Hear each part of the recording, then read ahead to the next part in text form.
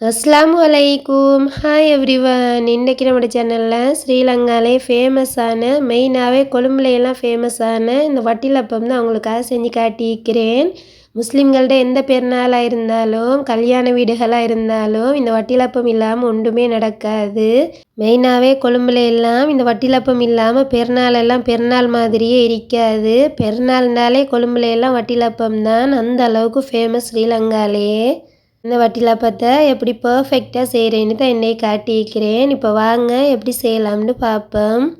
நான் இந்த ஹஜ்ஜி பெருநாளைக்கு தான் இந்த வட்டிலப்பத்தை செஞ்சுருந்தேன். பக்கத்து வீடுகளுக்கெல்லாம் பெருநாள் வந்தால் என்ன சரியும் கொடுக்கணும், அதனால் கொஞ்சம் கூடையாகவே முட்டை வாங்கியிருந்தேன், ஒரு 30 போல். நீங்கள் உங்களுக்கு அளவுகளுக்கு ஏற்ற மாதிரி குறைவாக வேண்டாலும் முட்டை வாங்கி செஞ்சு கொள்ளையிலும். வட்டலப்பம் செய்ய போக்குள்ள நீங்கள் கருப்பட்டி வாங்குவீங்க, எப்படியும் சீனியால் செய்கிறண்டாலும் பரவாயில்ல, ஆனால் கருப்பட்டி போட்டால் தான் அந்த வட்டலப்பம் பர்ஃபெக்டான டேஸ்ட்டில் வரும். அதனால் நீங்கள் கருப்பட்டி வாங்க போக்குள்ள இப்படி கருப்பாக வைக்கிற கருப்பட்டியே பார்த்து வாங்கி எடுத்துக்கோங்க. வட்டிலப்பம்னாலே அதில் கலர் கருப்பு குவாசியாக தான் வரணும், அப்போ தான் அது வட்டிலப்பம். இல்லாட்டி அந்த வெள்ளை கலருக்கெல்லாம் செஞ்சிட்டோம்னா சாப்பிட்றதுக்கு மனசு வராது, அவ்வளோ டேஸ்ட்டாகவும் இருக்காது. அது அந்த முட்டை போட்டு செய்கிற புடின் மாதிரி தான் இருக்கும். வட்டலப்பம் செய்கிறீங்கன்னா நீங்கள் அந்த கருப்பு குவாசியான கலரில் தான் வரணும், அதுதான் பர்ஃபெக்டான கலர். நான் இப்போ வட்டலப்பத்துக்கு கொஞ்சம் மேலேயால் சேர்க்குறதுக்காக கொஞ்சம் முந்திரியும் கொஞ்சம் ப்ளம்ஸும் எடுத்து வச்சிக்கிறேன். அதோட ஒரு தேங்காய் அப்படியே துருவி பூவும் எடுத்து வச்சிக்கிறேன், அரைச்சி பால் எடுக்கிறதுக்காக. இப்போ வாங்கின முட்டையில் சில நேரம் கெட்டு போன முட்டையும் இருக்கும், அதனால் ஒவ்வொன்றா ஒரு சின்ன கோப்பையில் உடைச்சிட்டு பெரிய ஒரு பவுலுக்கு மாற்றி எடுத்துக்கோங்க. முட்டையெல்லாம் உடச்சி ஊற்றும் போது அந்த வெள்ளை கலரில் ஒரு துண்டு மாதிரி ஒட்டிகிட்டு இருக்கேன், சின்ன கருவு மாதிரி. அதெல்லாம் எடுத்து வீசிட்டே முட்டையெல்லாம் சேர்த்துக்கோங்க. இங்கே பாருங்கள், இந்த இது மாதிரி ஒரு துண்டு இருக்கேன். நான் 30 முட்டைக்கு வட்டலப்பம் செய்கிறதால சுருக்க சுருக்க செய்யணும்னு எல்லாத்தையும் கையால் தான் எடுத்து வீசியிருந்தேன், அந்த வெள்ளை கலர் மாதிரி இருக்கிறத. நீங்கள் உங்களுக்கு கஷ்டம்னா கரண்டி கூட யூஸ் பண்ணி அதெல்லாம் எடுத்துடலும். ஊர் சைட்லலாம் பெருசாக ஃபேமஸாக இருக்காது இந்த வட்டலப்பம், ஆனால் கொழும்பு சைட்லலாம் நீங்கள் பெருநாள் டைமில் எந்த ரிலேட்டிவ்ஸ்ட வீட்டுக்கு போனாலும் இந்த வட்டலப்பத்தை தான் வைப்பாங்க, அந்தளவு ஃபேமஸ். ஈஸ்டர்ன் சைட்லலாம் பெருநாள் வந்தால் பொதுவாகவே தொதல், அதுக்கப்புறம் பணியாரம், முறுக்கு அதுவல் மாதிரி தான் செய்வாங்க. ஆனால் கொழும்பு சைட்லலாம் பெருநாள்னாலே இந்த வட்டிலப்பம் தான் அவ்வளோ ஃபேமஸ். நானும் கொழும்புக்கு வந்த புதுசுக்கெல்லாம் வட்டலப்பமெல்லாம் சாப்பிடவே மாட்டேன், முட்டையில் செஞ்சது ருசியாக இருக்காதுண்டு. எனக்கு பெருசாக அந்த முட்டையில் செய்கிற சாப்பாடுகளெல்லாம் பிடிக்காது. அதனால் எங்களோட மாமி வீட்டிலலாம் பெருநாள் வந்தால் வட்டலப்பம் தான் வைப்பாங்க. ஒரு கரண்டி 2 கரண்டின்னு சாப்பிட்டு இப்போ நானே வீட்டில் செய்கிற அளவுக்கு எனக்கே ஃபேவரைட்டாக ஆகிட்டு, அந்த அளவுக்கு வாயில் வச்சா கரைகிற மாதிரி டேஸ்ட்டாக இருக்கும் இந்த வட்டிலப்பம். வட்டிலப்பம் செய்கிறனாலே பெருசாகலாம் குழப்பமாக தான் இருக்கும், எத்தனை முட்டைக்கு எத்தனை கருப்பட்டி போடணும் அது இதுண்டு. ஆனால் நான் அப்படியெல்லாம் குழப்பமாக சொல்லலை, உங்களுக்கு ஈஸியான முறையில் தான் சொல்லி காட்டியிருக்கிறேன். நான் நிறையவே வட்டலப்பம் செய்கிறதால இந்த கோப்பைக்கு தான் ஒரு கோப்பை எல்லாமே அளந்தெடுத்திருந்தேன். நீங்கள் உங்களோட அளவுகளுக்கு ஏற்ற மாதிரி ஒரு சின்ன பவுல்லையோ பெரிய பவுல்லையோ இப்படி அளந்தெடுத்துக்கோங்க.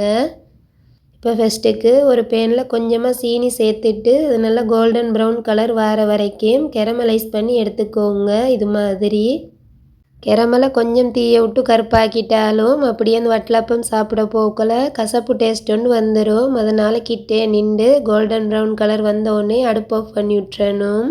இப்போ தூளாக்கி எடுத்து வச்சிக்கிற கருப்பட்டியையும் கெரமலோடு சேர்த்துட்டு நல்லா தண்ணியாவை காட்டிலும் கரைச்சி எடுத்துக்கோங்க. கொஞ்சம் கூட கட்டிகள் இல்லாமல் கருப்பட்டியெல்லாம் நல்லா தண்ணி மாதிரி கரைச்சி எடுத்துக்கொள்ளணும். நான் கொஞ்சம் பெருசு பெருசாக உடச்சி எடுத்ததால் எனக்கு கொஞ்சம் கரையிறதுக்கு லேட்டாகிட்டு, அதனால் நான் சொட்டு போல் தண்ணி சேர்த்துருந்தேன் கருப்பட்டியை கரைய வைக்கிறதுக்காக. நீங்கள் நல்லாவே தூள் பண்ணி எடுத்துட்டிங்கன்னா உங்களுக்கு தண்ணி சேர்க்க தேவையில்லை, அதுவாகவே சுருக்காண்டு கரைஞ்சி வந்துடும்.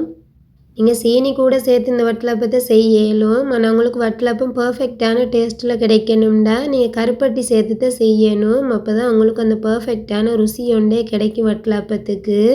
இப்போ பாருங்கள், கொஞ்சம் நேரத்துக்கு பிறகு கருப்பட்டி நல்லாவே கரைஞ்சி தண்ணி மாதிரி வந்துட்டு, நீங்கள் வட்டலப்பத்துக்கு தேங்காய் பால் எடுக்க போக்கல 7 மான் அளவு தண்ணி சேர்க்காமலே அரைச்சி கட்டி பாலாக எடுத்துக்கோங்க, அப்போ தான் எங்களுக்கு ரியல் டேஸ்ட்டே வரும் வட்டலப்பத்திட.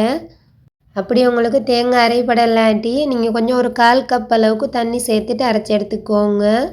கொஞ்சம் லேட் ஆகினாலும் கரைச்சி வச்சிக்கிற கருப்பட்டி கொஞ்சம் கட்டி ஆவின மாதிரி ஆவிரும், அதுக்கு ஒன்றும் பயப்பட தேவையில்ல. எடுத்து வச்சிக்கிற தேங்காய் பாலில் கொஞ்சத்தை சேர்த்துட்டு நல்லா கரைச்சி விட்டுட்டோம்னா சரியாகிரும். நான் நிறையவே செய்கிறதால எனக்கு கொஞ்சம் லேட்டாகிட்டு, ஆனால் நீங்கள் கொஞ்சமாக செய்கிறீங்கன்னா அவங்களுக்கு சுருக்காண்டே செஞ்சு எடுத்துடலும். அவ்வளோக்கு ஒரு ஈஸியான டெசர்ட் தான் இந்த வட்டிலப்பம். இப்போ கடைசியாக எல்லாத்தையுமே மிக்ஸ் பண்ணி எடுக்கிறதுக்கு ஒரு பெரிய பவுலுக்கு மாற்றிக்கொள்கிறேன். இப்போ தேங்காய் பாலை சேர்த்துட்டு கரைச்சி வச்சுக்கிற கருப்பட்டியையும் தேங்காய் பாலோடு சேர்த்துட்டு நல்லா மிக்ஸ் பண்ணி எடுத்துக்கோங்க. முட்டையில் சேர்க்க முன்னுக்கே கரைச்ச கருப்பட்டி தேங்காய் பாலெல்லாம் நல்லாவே மிக்ஸ் பண்ணி எடுத்துக்கோங்க. அதுக்கப்புறம் முட்டையில் சேர்த்துட்டோம்னா பிறவைக்கு எங்களுக்கு மிக்ஸ் பண்ண இல்லாமல் போய்த்துரும். 7 மான் அளவு கொஞ்சம் கூட கட்டிகள் இல்லாமல் நல்லாவே கரைச்சி எடுத்துக்கோங்க. முட்டையை நிறையவே போட்டு மிக்ஸ் பண்ணிடக்கூடாது, அப்போ எங்களுக்கு வட்டலப்பவும் பர்ஃபெக்டாக வராது ஹோல்ஸோடு. அதனால் முட்டையை நல்லாவே மிக்ஸ் பண்ணாமல் கொஞ்சமாக தான் அடிச்செடுக்கணும்.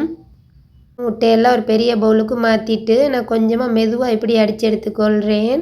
என் கையால் கூட அடித்து எடுக்கலும். நான் நிறையவே செய்கிறதால விஸ்கால் தான் கொஞ்சமாக அடித்து எடுத்திருந்தேன். முட்டையெல்லாம் கரையிற அளவு, மஞ்சள் கருவெல்லாம் நல்லா கரையிற அளவு கொஞ்சமாக அடித்து எடுத்ததுக்கு பிறகு இப்போ தேங்காய் பால் கருப்பட்டி கரைசல் அதோடு சேர்த்துக்கோங்க. எல்லாத்தையும் சேர்த்துட்டு கொஞ்சமாக மிக்ஸ் பண்ணி விட்டுட்டோம்னா போதும். நல்லாவே மிக்ஸ் பண்ணிட்டோம்னா எங்களுக்கு அந்த ஹோல்ஸோட வட்டலப்பம் கிடைக்காது. அதனால் இப்படி கரண்டியாலே மிக்ஸ் பண்ணி விட்டுட்டோம்னா போதும்.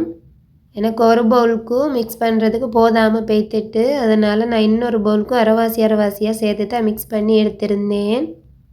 குறைவாக செய்கிறேன்னா உங்களுக்கு இன்னும் வேலை ஈஸியாகிரும். இப்போ கருப்பட்டி கரைசலும் முட்டையும் நல்லா இது மாதிரி மிக்ஸ் ஆகி வர மாதிரி கொஞ்சம் அடிச்சு விட்டுக்கோங்க. கொஞ்சமாக இந்த பபல்ஸ் எல்லாம் வார அளவு மிக்ஸ் பண்ணி விட்டதுக்கு அப்புறம் இப்போ அவிச்சு எடுக்கணும். உங்களுக்கு அவிச்சு எடுக்கிறதுக்கு எந்த மெத்தடில் ஈஸியோ அந்த மாதிரி அவிச்சு எடுத்துக்கோங்க. குட்டி குட்டி பவுலில் வேண்டாலும் நீங்கள் ஊற்றி அவிச்சு எடுக்கலும். அப்படி இல்லாட்டி நீங்கள் ஒரு பெரிய பவுலில் பெரிய ட்ரேயில் கூட ஃபுல்லாகவே ஊற்றி அவிச்சு எடுக்கலும். அதுவும் ஈஸி தான். நாங்கள் 4-5 வீடுகளுக்கு கொடுக்கணும். அதனால் ஒரு அலுமினியம் கோப்பை செட்டை வாங்கியிருந்தேன்னா அதில் ஊற்றி ஊற்றி அவிச்சு எடுக்கிறதுக்காக. நீங்கள் உங்களுக்கு எது ஈஸியோ அப்படியே செஞ்சு எடுத்துக்கோங்க. நீங்கள் இட்லி குக்கர்லேயோ இல்லாட்டி ரைஸ் குக்கர்லேயோ வச்சு அவிச்சு எடுக்கலும். எல்லாமே ஈஸி தான். ஆனால் என்கிட்ட இட்லி குக்கர் இல்லை, நான் ரைஸ் குக்கரில் தான் அவிச்சு எடுத்திருந்தேன். அவிக்க முன்னுக்கும் இப்படி ஏலக்காயை கொஞ்சமாக இடிச்சிட்டு அதில் சேர்த்துக்கோங்க. அதோட வெண்ணிலா எசன்ஸும் சேர்த்துருந்தேன், அது வீடியோவுக்கு காட்டிப்பட்டு இல்லை. இந்த ஏலக்காயும் வெண்ணிலா எசன்ஸும் தான் அந்த முட்டோட வாசமெல்லாம் இல்லாமல் வட்டலப்பம் எங்களுக்கு சாப்பிட போக்கல நல்ல ஃப்ளேவரோட வாசமாகவும் டேஸ்ட்டாகவும் இருக்கும்.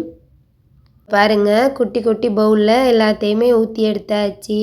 இப்போ ரைஸ் குக்கரில் இப்படி ஸ்டீமரை வச்சுட்டு அதுக்கு மேலேயால் ஒரு கோப்பையும் கீழே ஒரு ஸ்டாண்ட் வச்சுட்டு அதில் ஒரு கோப்பையும் வச்சு தான் நான் 2 தான் அவிச்சு எடுத்திருந்தேன்.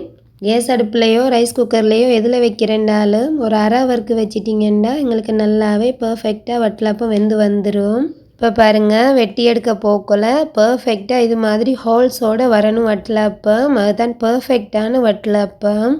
நீங்களும் நான் காட்டின மாதிரி இதே மெத்தடில் அந்த வட்டலப்பம் ரெசிப்பியை ட்ரை பண்ணி பார்த்துட்டு எப்படி இருந்துச்சுன்னு கமெண்டில் சொல்லுங்கள் கட்டாயம்.